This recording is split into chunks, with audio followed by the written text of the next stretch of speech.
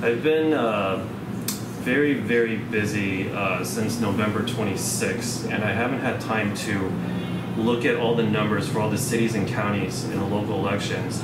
But my understanding of what happened on November 26th is that there was partial election fraud in almost all cities and counties on that day.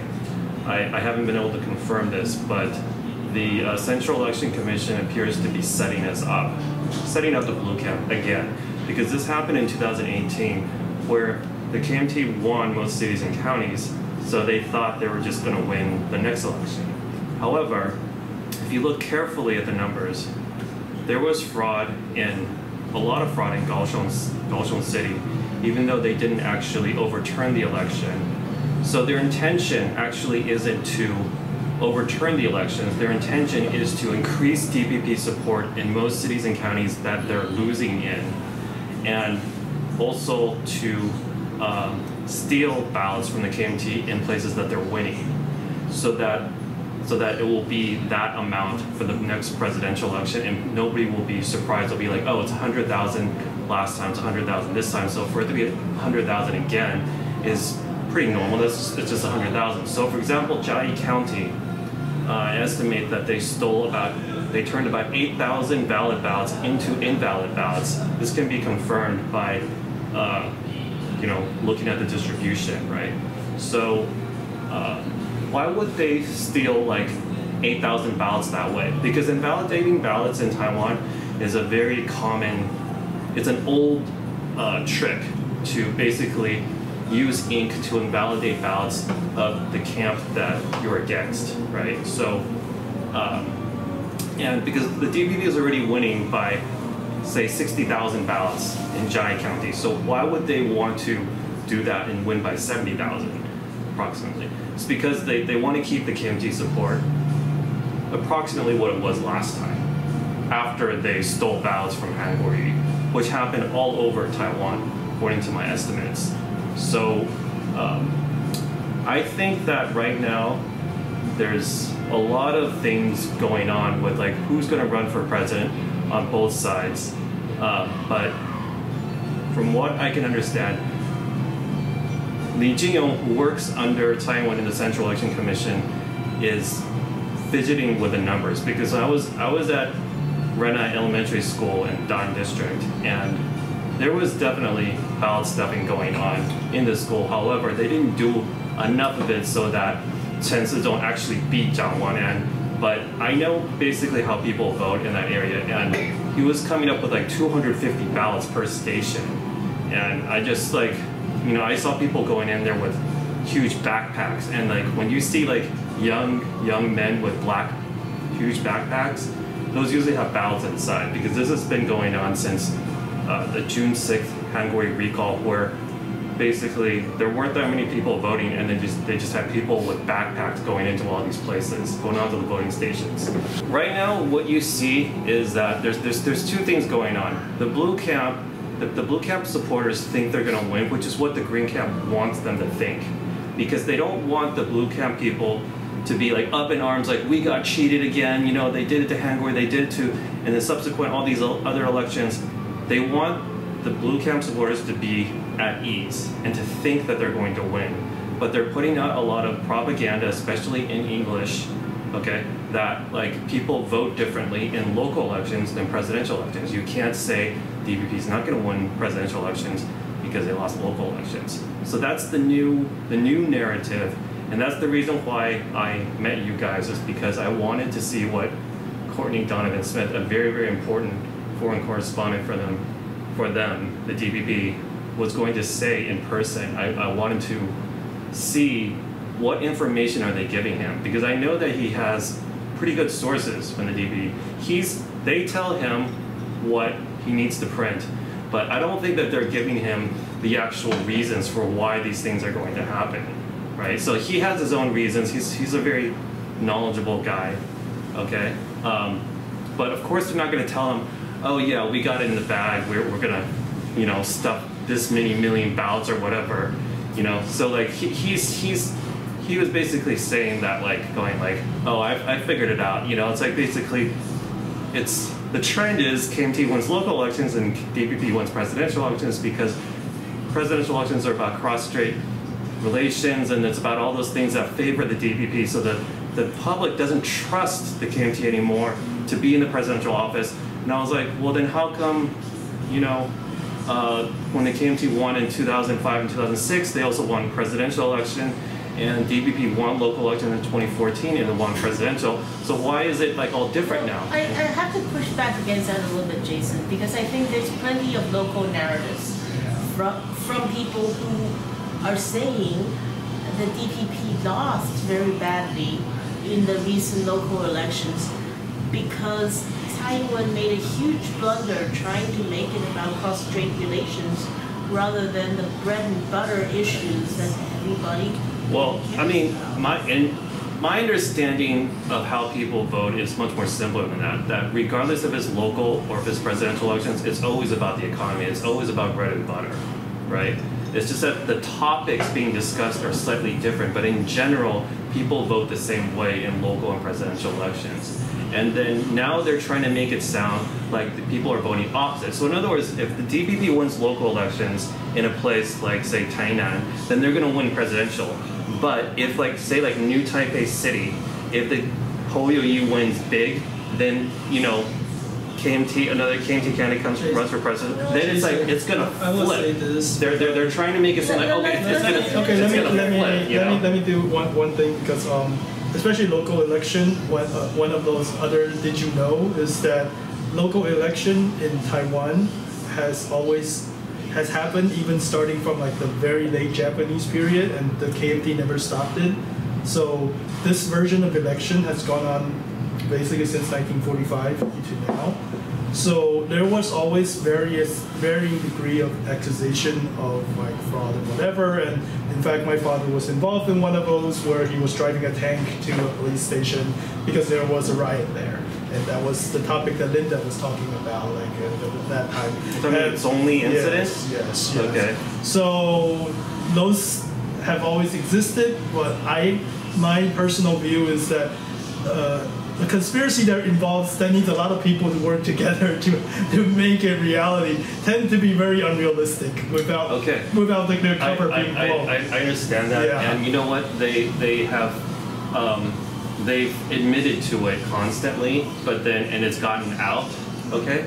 And then the Central Election Commission just says, "Oh, he was just kidding." Like, okay, like in the June 6th Bahan, right? Yeah. The guy's okay, like, I'm just saying. Let me finish, please. Okay.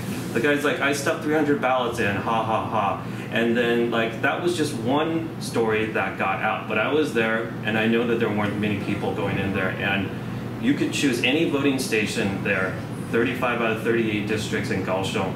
And if you were filming all day, then you would not film 500 people there. Okay, I know that just from being there, from being there. And then that's why they had huge police force out there to push us away and not let us film.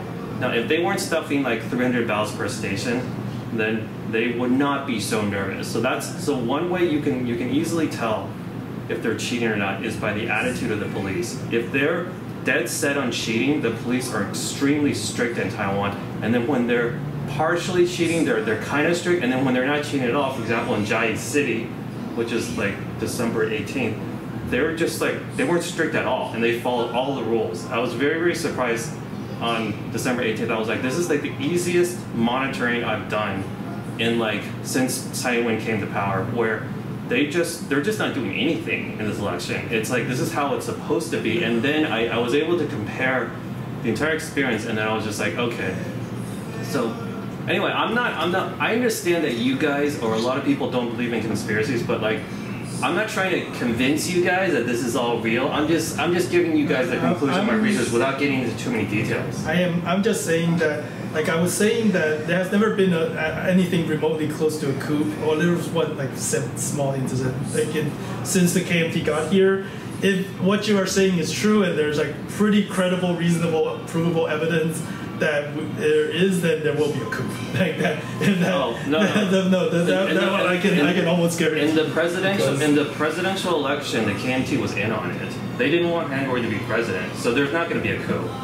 Right? Okay. In the 2004 election, they were I think it was like PFP people were talking to military people saying, you know, can you do this or do that, or like there were coup accusations in 2004 because the KMT and PFP actually wanted to win that election, but in 2020 the KMT party deliberately didn't send monitors to the voting stations. That was all done on purpose because they don't like Hangori at all. Neither does the United States. It's only the voters that like Hangori. Okay. Anyway, you don't have to believe anything I'm saying. I'm just here to tell people what my conclusion about the local elections are, is that Li Jing and the Central Election Commission are setting us up for a huge... Let me agree with you on one thing, which is that Li Jing is full of shit, and you know, how he handled and how the DPP handled the referendum stuff, like they keep changing the rules around. I agree with you, that's full of shit. And that's like a very minor thing compared to the stuff that guy does. I mean, I was hauled into the Criminal Investigation Bureau twice on his orders, basically. Okay, the first time I wasn't sure. The second time they read a statement that was practically directly from him. Okay, like chastising me, like how could you say all these things about the Central Election Commission in your video, and when we have people watching from both sides and all the polls say we're gonna win, like blah blah blah blah, and like I was in TBS for like 2.5 years, so I know all about faking opinion polls in Taiwan. It's very easy, okay, for the ruling party to get the poll centers to fake the opinion polls in unison in Taiwan. It's not as difficult as people think it is. You can't really do that in the United States because the US is way bigger, but in Taiwan, with the power of the NCC, they can do something like that because there weren't any other indicators that showed that Taiwan was actually winning that campaign. The rallies, the TV station, like the ratings, okay? Zhongtian was way ahead of Sanli at that time, which means that people are watching Hangori more than Taiwan. Okay, the YouTube views. Okay, so if Taiwan was really winning for whatever reason, because of the Hong Kong protests or any other reason, like Hangori ran for office too quickly, okay, those other indicators would also be pointing at Taiwan winning. Instead, Taiwan had to bus supporters into her rallies while Hangori supporters were taking public transportation, which means they're going there on their own. Yes, that's okay. true. On January 10th, excuse me, Taiwan bus supporters in from Kaohsiung and New Taipei City. It's on video. Like a YouTuber caught it. They park around the block so that it's not so obvious. Oh, you mean rallies? Yeah, of course. She has to bus her supporters in she's a boring person to listen to rally to. While Hangori has to just fight people off. And also, they came to Hangori's rally in the early afternoon. That's how early people started getting there. Well, Taiwan's rally wasn't. I went there with my dad. I think it's possible for people to be more passionate about a candidate, but for more people to vote for another candidate. That's possible maybe in the United States, but in Taiwan, where the population density is very high, and what I'm saying is that you can always tell who's going to win the election from the presidential office rally. Since 2004, you just judge how many people are here. If it's about the same, you can't tell. If it's one side's a little bit more, maybe you still can't tell. But Hangori had 2 to probably 3 times more people at the rally, and Taiwan was still able to get 53% of the vote in Taipei City. So I asked the people around my local area in service industry, like hair salon, foot massage, I said, the people coming in here for the past 6 months, who are they voting for?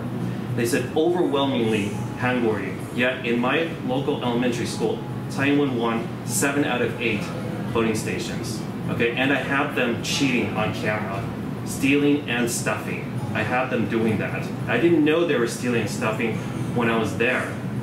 I wasn't able to figure it out until later because they're using a special cardboard box to do it. But so I asked, and they were like, yeah. So I asked maybe 8 people, 7 out of 8 all said overwhelmingly the people coming in here were all going to vote for Hangori. Okay, except for a girl who I think was kind of like a lesbian, but she said everyone was voting for Taiwan. Okay, so one person said Taiwan. So how do you tell the difference between who's telling the truth and who's not? You just have to ask more people. You know, Jason, if the DPP is as good at doing anything, then why can't they handle the nuclear nuclear issue? It seems like they're absolutely absolute operators and able to swear people to absolute secrecy and not mess up. No, they're not. That's the thing. Hold on. That's what people who don't believe in conspiracies. That's what they don't get is that they're not.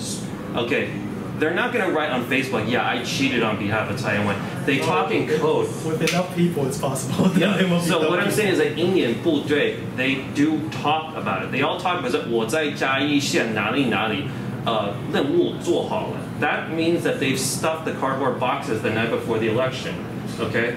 So they are talking about it, but they're talking in code because they don't want to make it too obvious. Also, the elections. That's very smart of them. I just don't think so. I think sometimes the simplest explanation is the best explanation. And look, the DPP lost. The DPP just lost big in local elections. Okay, and according to Jason, they cheated so that they would lose by slightly differing amounts. I just don't see the reward benefit. No. Angelica. Okay, please let me finish.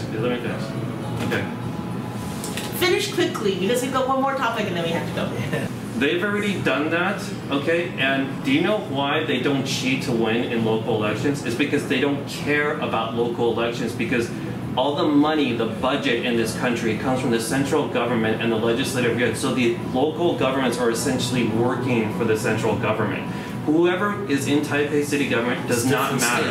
Different states. Yeah, so it does not matter. So what I'm saying, what they are doing, my interpretation after talking to Courtney, okay, is that the DPP is moving towards like a hybrid system where they are essentially controlling the central government long term, and the KMT has become like a sub-party to them where they're going to let them win the local elections and they're going to lose a little bit of face, but when the presidential election comes around, they're going to, let me finish this, they're going to find some issue or issues with the presidential candidate, preferably with China. Like, for example, they're doing something in Hong Kong, we've got protests in China, and they're going to say it's because of this issue, and then they're going to turn everything around. The entire atmosphere in Taiwan is going to turn out all towards the DPP again, and then they're going to rig the election again. This has all happened before, and this is what I think that they're doing. Okay, what were you going to say?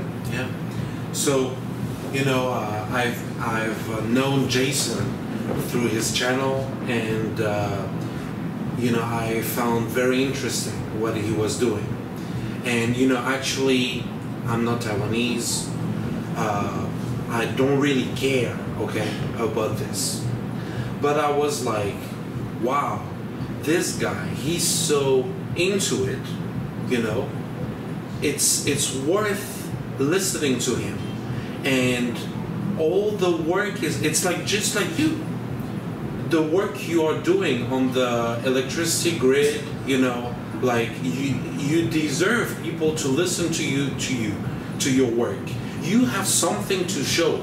And I think Jason is the same. He has something to show. And I hope people can be interested. And his main point is, guys, let's be careful about the next election, right? Yeah, don't be overconfident that the DPP is really just going to hand central government power back to you, because once they get it, they never plan on giving it back to you. The only reason why it passed back to the KMT in 2008 was because Chen Shui-bian was being stubborn.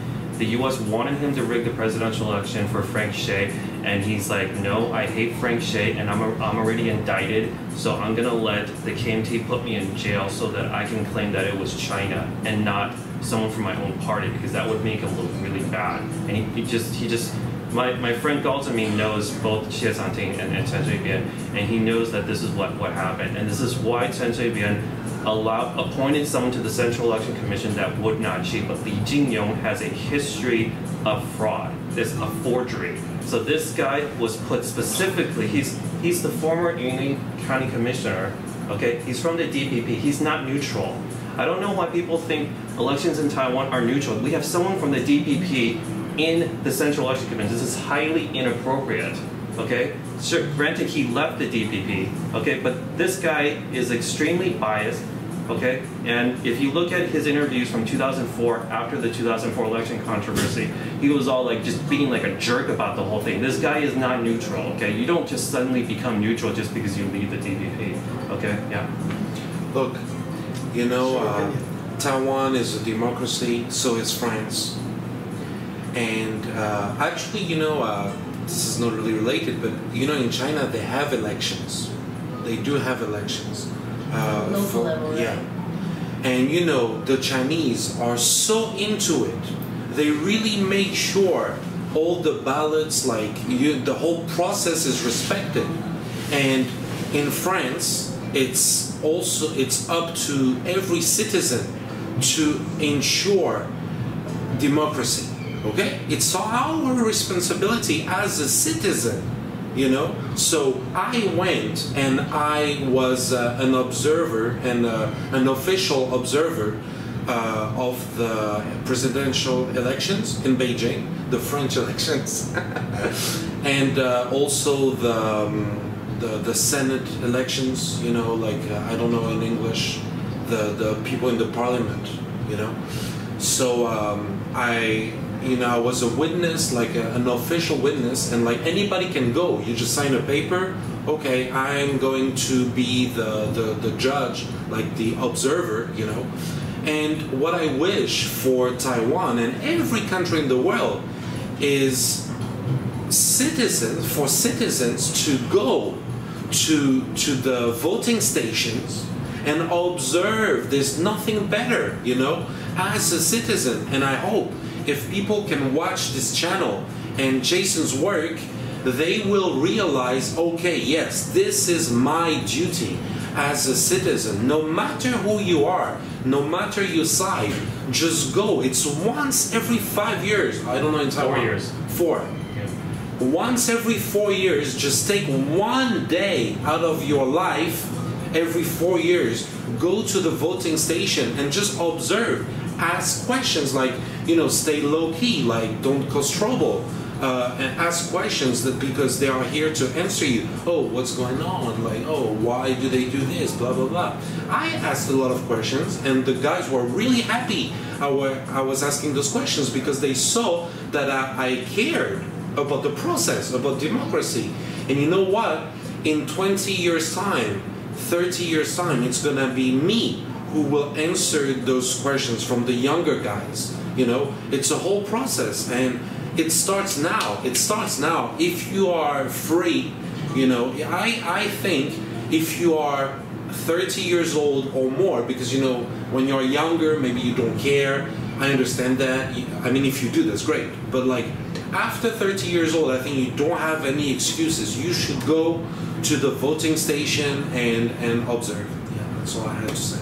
Don't we have to discuss the mayor of Hsinchu? Oh yeah. Oh, yeah. You're a friend. I took a field trip to Hsinchu. This organization called San. They're kind of how can I describe it? A business? No, they're not business. They're this political weirdos being funded by God knows who. I don't really know who they're funded by, but I hope it's not anything to do with the Chinese Communist Party. But those guys wanted to go down there, so I got the line message from their leader. So I was like, okay, free ride to go down to Hsinchu, and I didn't plan on going to any of the inaugurations, city mayor inauguration, but they were going, so I was like, okay, go down there. So they went there to support the newly elected city mayor, because they want her to investigate corruption down there. And then so I filmed them for a little bit, and then I went into the inauguration. It was already over, but then I still got a lot of footage and pictures. And when I posted it to my channel, I got some pushback, or just people are a little bit unhappy with me because the people on my channel are mostly Han-Guri supporters. So they were just how, and she criticized Han-Guri in 2019, probably on behalf of Guo Taiming, because they were competing for the nomination at that time. And they were just why are you taking pictures with her and supporting her and stuff like that? Isn't she coming from a Cohen's a pan-green party, Mingzongdang, So and I was no, I just went down there because I just told her I support her investigative efforts into corruption in Hsinchu. That's all. This is not a partisan thing, I'm just supporting her to do that. But I think visually, people were just really upset by that because I think not everyone likes her. Pan-green people don't like her because she's fighting with the DPP, and some pan-blue people don't like her because of her hostility towards Hungary in the past. So, But it certainly seems like she got voted in a landslide. So. yeah, I mean the KMT voters voted for her because she was leading the race, and so she said she would do it. So we'll see if she actually does it. I think it'll be interesting to see what happens there. But yes, I don't know what to think, because there's also the matter of the charges against her, right? And basically, it seems like she misused the funds for her legislative aid, and she had a legislative aid that wasn't really doing much. So. Why don't you tell us if this is really corruption or not? That's a very deep rabbit hole. Well, no, you can. Okay, let me. Maybe My short Keep it version down below from 3 what minutes, I yeah. understand is that most elected level official, they have a fund that they can divide into how they're going to hire their staff. Like there's a group of staff that they don't need to have fixed amount, or it doesn't need to be this many people. They can decide how many people, how much they pay them within. But then they have to report back to the government to say, okay, I used this fund to hire 5 people, and each of them, this person used this person paid this. And that's what happened. But there's I think to be an argument over, like, some of them. She said she was going to pay them this, but then she deducted some of them, dinged some of them for the money for things that sounds very petty, but whatever. Like, it didn't pay the full amount to them. That's what the argument is, and I think there's a lot of different legal angles you can take. It's kind of bizarre. The story I heard is slightly different. The story I heard is that she had a legislative aid that she got legislature money for, to pay for. But if you try to get in touch with his legislative aid, his number is actually her cell phone number. So how can you have a legislative aid that you can't get in touch unless you get in touch with his boss? It doesn't make any sense at all. So the implication is that this guy wasn't really doing anything, and she's just pocketing the money. And that, to me, is the most damaging charge. That would be a against damaging charge if that person either don't exist or didn't. So actually get I paid think by if it gets substantiated, it's very damaging, which is too bad, because I feel like, obviously, I like to see a good anti-corruption mayor, but not if she had been, aiding the legislative fund herself. Yeah. What charge is that if you do that? Sort of embezzlement, basically. Yes, basically embezzlement. some flavor of embezzlement. Yeah. So my common sense deduction is that she has made a lot of money in her life. That seems like a pretty small amount to risk for over. It seemed to be doesn't make a lot of common sense. I don't know. I guess it could happen, but it's like we would have to. But she was like the CIO or something of like Foxconn or something for like at least a little bit of time. She probably got paid a decent amount. I'm sure she did. Yeah. That seems like a very small amount of money too. But then again, Chen Shui-bian, his wife was like pocketing like 5 piao. So that didn't happen. It's totally true that you just can't tell with those things. I guess we'll see what happens. When I saw her and I talked to her for like maybe 5 to 7 minutes, I didn't feel that she was under a lot of pressure. That was just like I mean, I could be wrong. Maybe she's just good at hiding it. But I've experienced reading people at the poker table, and everything I observed about her was that she seemed very busy. She was given a lot of orders, but she just potentially going to jail didn't seem like it was something she was that worried about. But granted, what I'm seeing on the news, it looks like she could be in a lot of trouble.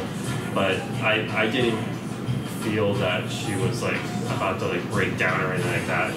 Like it was just like everything's fine, and she's just like looking forward to her term, and she's cool. So, but I mean, I could be wrong. I mean, I don't know her very well, obviously. So, I guess we'll find out. Well, thank you very much for having us. It's been a really Jason, thank you so much. fantastic conversation. Thank you so much. I'm really honored to be here with such knowledgeable people.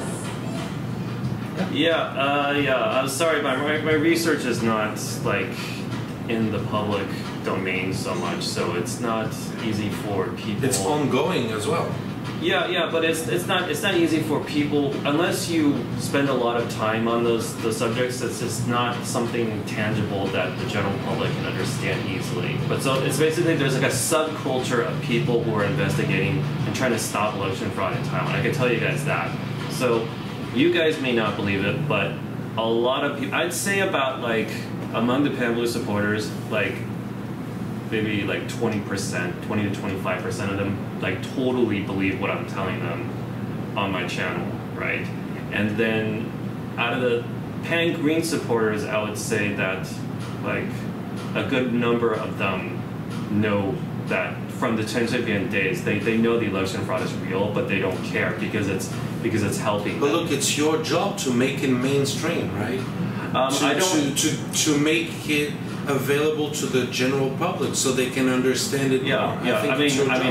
I can do what I can, but like generally when you call mainstream media and you say I have claims of election fraud, it's more like you're just like thrown in the loony bin. So like, no, that's not what I'm saying. Forget about mainstream media. You have to make that vague, difficult thing more mainstream. You know, like a teacher, right? As a teacher, your job is to make your students understand a difficult concept, right? And to make it more simple so they can understand. You know, actually, like so this is what you have to do. Election fraud actually really isn't that complicated in most countries. For example, my friend went to Luzhou and she saw the election staff stuff the box before 4 p.m. Okay, just took a stack of ballots and just put it in there. That ballot box, there was nobody voting, was almost overflowing. Okay, they're like, so like the when you look at the correlation analysis on Sanchong and Luzhou, it's just like DPP support is just like overflowing in that area. That area has a history of a lot of ballot stuffing, so it's not complicated. It's just that people don't believe it because there's this like roadblock. There's like anything that requires a lot of people to be involved couldn't be possible because they would say something. And I'm saying that I used to think like that, but in 2004, I found out that people were talking about it, but it wasn't getting out. And when they did talk about it, it was just like only a few people would hear it, and it would not be reported by the media. So it's not that they can't keep it, that like everyone's keeping it a secret. Like they are, it does get out. For example, okay, I'll tell you, in 2004, before the election, a DPP county commissioner told a businessman, okay, I don't want to say which one it is, okay, but he was promoted to the president's office. He told him, he's like, don't worry, Mr. Businessman, we got it in the bag. We have studied all the voter lists, and we're going to vote for the people who usually don't vote. And this is why a lot of overseas Chinese came back to vote, and then they found their ballot had been taken from them because the voter lists were already pre-prepared. Okay, so it's like that's the most direct information I've gotten from a high-level DPP person, that the government had already set up the election fraud in 2004. So if they did in 2004, it was easy for me to believe that they could do it again in 2020, except I didn't understand that the KMT wouldn't care. That was something new, because they obviously cared a lot in 2004. So anyway, I don't expect you guys to believe any of this, but I did talk to the businessman's nephew, and he told me the story, and I was like, can I meet your uncle, the businessman who spoke to that guy? And then he's like, no, he will not meet you. He does not want to be killed. So that's just, I mean, Taiwan, you know, there's another side of Taiwan that would be really scary. I would hope that what you're saying is not true, but I'm open to the possibility. But like, there's still generally it is. You're saying I mean, that's a very, I don't know. Maybe I will try to watch over the counting next time. Yeah. Well, I mean, we have statistical. It's your duty as a citizen. At my local voting. Yeah. Okay. I mean, we have statistical evidence. We have video evidence of stuffing and stealing, and yet everyone just disregards it, thinking that like, well, that must not be the whole. That must not be representative of the whole election. Maybe that just happened in that one place, because that would be 100,000 people in on something.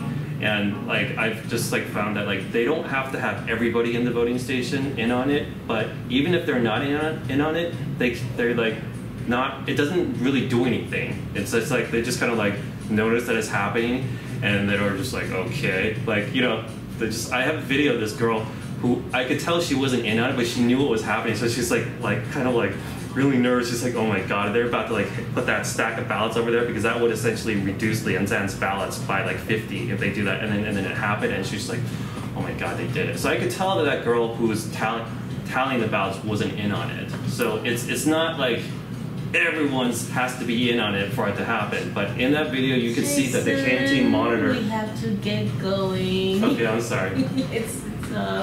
It's really late, and thank you again. And it's not that we don't care about the issue, but it's just an Occam's razor. And I've watched some of your videos. I simply haven't seen anything that convinced me. But having said that, you know, keep at it. And if you do find anything that is more condensed, Do you actually looked at my videos? I find that hard to believe. Which one did you look at?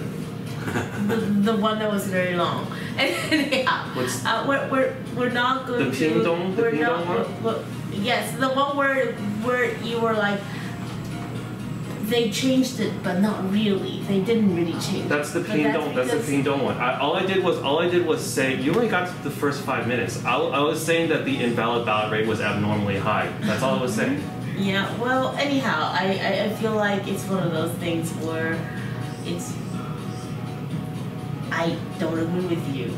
I don't agree with you. It's not your world. It's Yeah. not your world, Yeah. and you don't have to worry about it because it's too far away from what you know. There's probably a lot of things that I don't know about it, and it's just like you know, I don't have any opinion. Yeah, I guess it's not your problem, even though you are here and we're all here, but it is not your problem.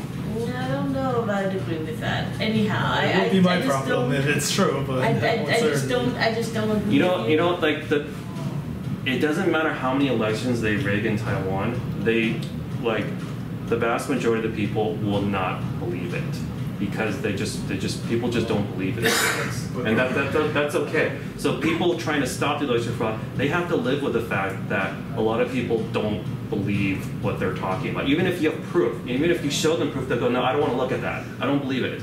And this is just my experience. If you show people video of obvious election fraud, they will be like, do not show that to me. I don't believe it. You probably staged that with actors or whatever, you know, and they'll just like, because it's like, there's like a mental block in their head. It's just like trying to prove aliens exist. You know, that's just, so it's just like, what you guys are saying here doesn't discourage me because I've experienced this many times. I'm well aware of the fact that people who believe that Taiwan rigged that election are probably below 20% in Taiwan. And I can believe that she had a hand in Hong Kong, but I don't believe that's the whole story, right? I mean, they were acting dubiously, but you know, that's not the whole story. Right? It's like, people like to downplay conspiracies because they don't want to go too far down that rabbit hole. I don't think that's true. I think people go down conspiracy theories because they want to see something, and then they end up seeing it everywhere.